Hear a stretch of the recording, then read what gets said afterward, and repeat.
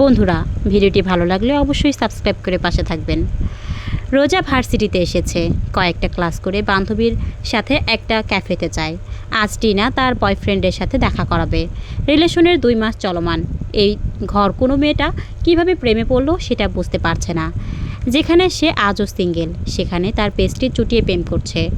এমন না যে সে কোনো প্রপোজ পায় না, ধারণার চেয়ে অনেক প্রেমপত্র পেয়েছে, কিন্তু পরবর্তীতে তার ভদ্ররূপের পর যখন আসল রূপ দেখে তখন সালাম করে উল্টো পথে চলে যায়। এই তো কয়েকদিন আগে এক সুদর্শন সিনিয়র ভাই প্রপোজ করেছিল। সে সময় জবাব না দিলেও মনে মনে ভেবেছিল প্রপোজাল অ্যাকসেপ্ট করবে, কেননা তার প্রেম করার খুব শখ, কিন্তু সময়ের অভাবে ও জঘন্য মোডের জন্য কখনো করা হয়ে ওঠেনি। সিনিয়র ভাইকে একটু আধটু পছন্দ হয়েছিল। সে যেদিন ভার্সিটিতে এসে হ্যাঁ বলবে, সেদিন ভুলবশত তার বোকামির জন্য ছেলেটার অ্যাক্সিডেন্ট হয়। আপাতত হাসপাতালে ভর্তি আছে। ওই কানি, ওটা মেল ওয়াশরুম, এইদিকে ফিমেল ওয়াশরুম। ভাবনার মাঝে রোজা পুরুষদের ওয়াশরুমের সামনে চলে আসে। তখন বান্ধবীর বাধা পেয়ে ধ্যান ভাঙল। কিছুক্ষণ থম মেরে দাঁড়িয়ে থেকে আওড়ালো, আমি দেখছিলাম তোর চোখের পাওয়ার ঠিক আছে কিনা, তাই জেনে শুনেই এমনটা করলাম। টিনার সরু চোখে তাকায়। রোজা ভেঙচি কেটে ভাব নিয়ে ওয়াশরুমে গেল। টিনার ফোন বেজে উঠলে সে চলে যায়। রোজা ফ্রেশ হয়ে এসে আশেপাশে তাকিয়ে বান্ধবীকে খুঁজতে লাগলো। নিরিবিলি একটা ফাঁকা কর্নারে বয়ফ্রেন্ডের সাথে বসে আছে। যুবকের পেছনের অবয়ব দেখা যাচ্ছে। টিনার হাতে ফুলের বুকে, আর মেয়েটা লাজুক হেসে কিছু একটা বলছে। বান্ধবীর প্রেম দেখে রোজা আনমনে হেসে এগিয়ে গেল। আয় আয়, এটা আমার একমাত্র বান্ধবী রোজা, আর উনি তোর ভাইয়া শ্যাম, যার কথা বলেছিলাম তোকে। বান্ধবীকে দেখে টিনা পরিচয় করে দিল। যুবকের নাম শুনে রোজার তেমন কিছু না হলেও তার নাম শুনে শ্যামের চোখ কপালে উঠল। সে তড়িৎ ঘাড় ঘুরিয়ে তাকাতেই চমকে উঠল। যুবকের সুন্দর চেহারা দেখে রোজার চোখ বিস্ময়ে বড় বড় হয়ে যায়। এই লোকটাই তো ওই দিন রাতে গাড়িতে ছিল, মানে ওই রসুন মির্জার বন্ধু। আপনি? শ্যাম কি বলবে বুঝতে পারল না। সে ভাবতেই পারেনি তার প্রেমিকার সখী এই মেয়েটা হবে। অন্যদিকে দুইজনকে একে অপরের দিকে তাকিয়ে থাকতে দেখে টিনা জিজ্ঞেস করলো, তোমরা একে অপরকে চেনো? পুরোপুরি না চিনলেও একটু আধটু চেনা জানা আছে। রোজা গম্ভীর কণ্ঠে জবাব দেয়, এত এত ছেলে থাকতে কিনা তার বান্ধবীকে শয়তানের এই বন্ধুর সাথেই প্রেম করতে হলো। ওই দিনের ঘটনার জন্য এই লোকটাও দোষী। ইনি বলতে পারতেন ওই লোকটাই রোশান মির্জা, যার ভাইদের থেকে পালিয়ে এসেছিল, কিন্তু কিছু বলেনি, বরং চুপচাপ ছিল। রোজা কিছু না বলে চলে আসতে চাইলে টিনা বাধা দিল। এই এই কোথায় যাচ্ছিস? বাড়িতে। কেন? এমনি ভালো লাগছে না। রোজা চলে গেল। নিজের বয়ফ্রেন্ডকে ফেলে টিনাও ছুটল বান্ধবীর পেছনে। রোজা দাঁড়া। হাঁটার গতি রোজা কমিয়ে দিল। টিনা বান্ধবীর কাছে এসে জানতে চাইল, কোনো সমস্যা? না মানে, ওনাকে দেখে এভাবে চলে এলি যে? জানতে চাস আমি তাকে কীভাবে চিনি? টিনা মাথা নাড়ালো। রোজা হাঁটতে হাঁটতে কিছুটা একটা ভেবে স্বাভাবিক গলায় বলে ওঠে, তোর বয়ফ্রেন্ড একটা গে। বান্ধবীর মুখ এহেন কথা শুনে টিনা চিল্লিয়ে উঠল, হোয়াট? আমি নিজের চোখে না দেখলে বিশ্বাসই করতাম না। ওই যে বিয়ের রাতে ফায়জাকে নিয়ে পালিয়ে গেলাম না, তখন মাঝ রাস্তায় একটা গাড়ি থেমেছিল এবং মাঝে মধ্যে নড়াচড়া করছিল। কৌতূহলে আমি গিয়ে উকি দিই। ভেতরে দুইজনকে ঘনিষ্ঠ অবস্থায় দেখে লজ্জা পাই। ভেবেছি ছেলে মেয়ে। একটু পরে ভালো করে দেখি দুজনই ছেলে। একজন ছিল ওই গুন্ডা রোশান মির্জা, আর আরেকজন তোর বয়ফ্রেন্ড শ্যাম। আমার বলতে লজ্জা করছে। তারা একে অপরকে এমনভাবে লিপকিস করছিল যে মনে হচ্ছিল কোনো রমণীকে আদর করছে। বুঝতে পারলাম এরা সমকামী, তাই তাদের কালা রোমান্সে ডিস্টার্ব না করে ওখান থেকে চলে যায়। এই জন্যই তখন তোর বয়ফ্রেন্ড হিসেবে ওই গেকে দেখে চমকে উঠেছি, তাই চলে এসেছে। টিনার পা জোড়া স্লথ হয়ে যায়। অবিশ্বাস্য চোখে বান্ধবীর শান্ত মুখের দিকে তাকিয়ে আছে। তার বয়ফ্রেন্ড একজন গে, মানতে কষ্ট হচ্ছে। উনি গে হলে আমার কাছে কেন এসেছে? রোজা 2 কাঁধ নাড়িয়ে আওড়ালো, হয়তো তার পুরুষদের উপর থেকে ইন্টারেস্ট চলে গেছে তাই। টিনা পাথরের ন্যায় দাঁড়িয়ে থাকলো। রোজা একটা রিক্সা ডেকে সেটাই উঠতে উঠতে বিড়বিড় করলো, আমার কথা বিশ্বাস না হলে তোর বয়ফ্রেন্ডকে গিয়ে জিজ্ঞেস, তোর আগে কাকে ভালোবাসতো? ক্যাফের বাইরে সিয়াম চিন্তিত মুখে দাঁড়িয়ে আছে, তবে তাকে আর বেশিক্ষণ অপেক্ষা করতে হলো না, কেননা টিনা এলোমেলো পায়ে তার দিকেই এগিয়ে আসছে। নিজের প্রেয়সীকে দেখে তপ্তশ্বাস ছেড়ে কিছু বলবে, তখনই টিনা বলে ওঠে, আমার আগে কাউকে ভালোবাসতেন? এহেন প্রশ্নে সিয়ামের কপালে 4টা ভাঁজ পড়ল। কিছুক্ষণ চুপ থেকে ধীরে সুস্থে জবাব দিল, তুমি ব্যতীত আমার জীবনে কোনো মেয়ে ছিল না। মা বাবার ও বেস্ট ফ্রেন্ডের পর তোমাকে ভালোবাসি। কিন্তু হঠাৎ এই প্রশ্ন। টিনা জবাব না দিয়ে পাল্টা প্রশ্ন করলো, আপনার বেস্ট ফ্রেন্ডের নাম রোশন মির্জা? তাকে ভালোবাসেন? হ্যাঁ, সিয়াম তার একমাত্র বন্ধুকে বিশ্বাস করে এবং ভালোবাসে, তাই কোনো ভনিতা না করে জবাব দেয়। সে একটা ভেবেছিল, আর টিনা ভাবলো অন্য কিছু। আর কেনই বা ভাববে না? একটু আগে যে তার সুখী ব্রেন ওয়াশ করে গেল, ফলস্বরূপ এক মুহূর্তের জন্য বিশ্বাস করে নিল তার বয়ফ্রেন্ড একজন গে, আর সে কিনা দিন শেষে এই লোকটারই প্রেমে পড়েছে। এসব ভাবতেও নিজের উপর রাগ হচ্ছিল তার। না জেনে শুনে হুট করে একটা অচেনা ছেলের প্রপোজাল অ্যাকসেপ্ট করা উচিত হয়নি তার, কিন্তু সে কি করতো? এই মানুষটা তার পেছনে 5 মাস ঘুরেছিল। সে শুরুতে পাত্তা না দিলেও পরবর্তীতে ধীরে ধীরে দুর্বল হয়েছে। কিন্তু এখন যে তার হৃদয় ভাঙল, চোখের পলক ঝাপটিয়ে অশ্রু আড়াল করে টিনা বলে উঠল, আজ থেকে এখানেই আমাদের সম্পর্ক শেষ। এখন থেকে আপনি আপনার পথে আর আমি আমার পথে। প্রেয়সীর কথা শুনে সিয়াম চমকে উঠল, তড়িঘড়ি করে কাছে এসে 2 গালে হাত রেখে মাথা নুয়ে অস্থির গলায় আওড়ালো, এসব কি বলছো তুমি? আমাদের সম্পর্ক শেষ মানে? এই রিলেশনের মধ্যে থাকতে চাচ্ছি না আর।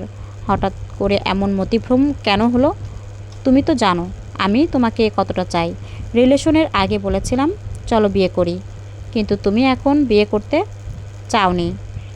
লেখাপড়া শেষ করতে চেয়েছ এবং আমাকে কথা দিয়েছ দুনিয়া উল্টে গেলেও তুমি এই সিয়ামের হবে।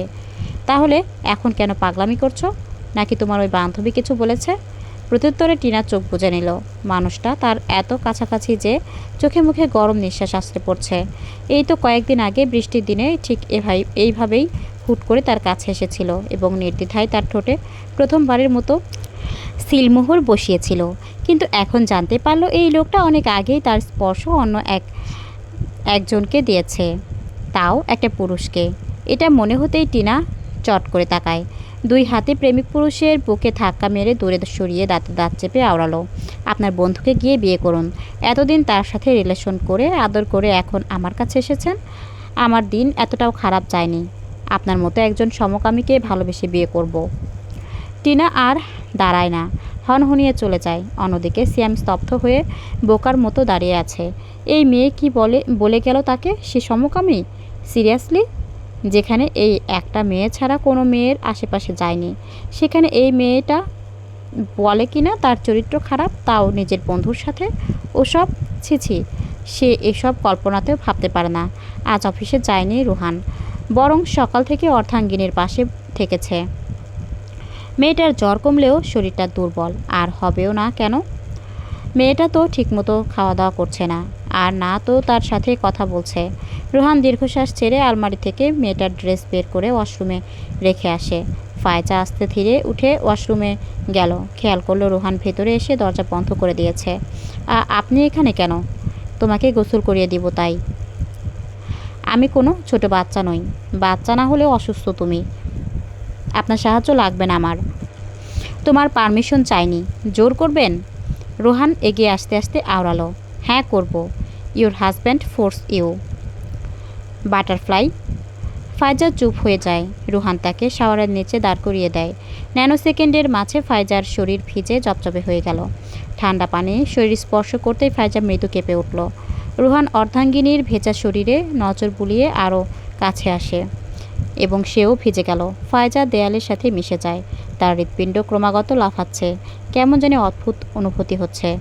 সে জোরে শ্বাস নিয়ে 2 হাতের জামা খামচে ধরে মাথা তুলে স্বামীর দিকে তাকাতেই ভেজা অথরের শক্ত চুমু এসে পড়ল তার ঠোঁটে। হয় নিজের যত্ন নিজে নাও, নয়তো তোমার যত্ন আমাকে করতে দাও। একটু থেমে পুনরায় আওড়ালো, আমি শুধু যত্ন নিব না, সাথে আদর দেব, অনেক অনেক আদর। পরের দিন সকালে রোজা ভার্সিটিতে এসে জানতে পারে টিনা তার বয়ফ্রেন্ডের সাথে ব্রেকআপ করেছে, এমনকি সব জায়গা থেকে ব্লক করে দিয়েছে। রাতে সিয়াম তার বাসায় গিয়েছিল একটু দেখা করার জন্য, কিন্তু টিনা নামেনি, বরং কিছু কথা শুনিয়ে রুমে চলে গিয়েছে। আর সিয়াম পুরো রাত বিল্ডিংয়ের সামনে দাঁড়িয়েছিল। সব কিছু শুনে রোজার একটু খারাপ লাগে। মনে মনে ভাবে কয়েকদিন ওর সত্যি কথা বলে আবার সম্পর্কও ঠিক করে দেবে। ততদিন একটু ওই পাজি শিয়ালটা কষ্ট পাক। সে এর থেকে বেশি কষ্ট পেয়েছিল সেই রাতে। এখন বুঝুক আপনজনের থেকে দূরে থাকলে কেমন হয়। টিনা মন খারাপ করে থাকলে রোজা ভুজুং ভাজুং বুঝিয়ে সুজিয়ে মনটা ভালো করেছে। বান্ধবীর পছন্দের সব জিনিস এনে দিয়েছে। আপাতত সে বান্ধবীর সাথে ঘুরে ফিরে বিকেলের দিকে বাড়ি ফিরল। গোসল করে বসার ঘরে এসে জানতে পারলো তার মা ভাইয়ের বাড়ি যাবে। হুট করে মামি অসুস্থ হয়ে পড়েছে, তাই একটু দেখতে যাবে। সাথে করে তাকেও নিয়ে যেতে চাইল, কিন্তু সে সাফ সাফ মানা করে দিল। ওখানে গেলে বড় মামির সাথে শুধু শুধু ঝামেলা হবে, তাই সে ওই বাড়ি থেকে দূরেই থাকে। রাত বাজে 12টা। বারান্দা থেকে থপথপ করে কিছু একটা পড়ার শব্দে রোজার ঘুম হালকা হলো। সে উঠে ঘুমো ঘুমো চোখে আশেপাশে তাকায়। পুরো বাড়িতে শুধু সে একা আছে। মা গিয়েছে মামার বাড়ি, আর বাবা রয়েছে শহরের বাহিরে। আজ সকালেই গিয়েছে, ফিরবে 2 দিন পর। রোজা আকাশ পাতাল ভেবে হামি তুলে ওয়াশরুমে গেল।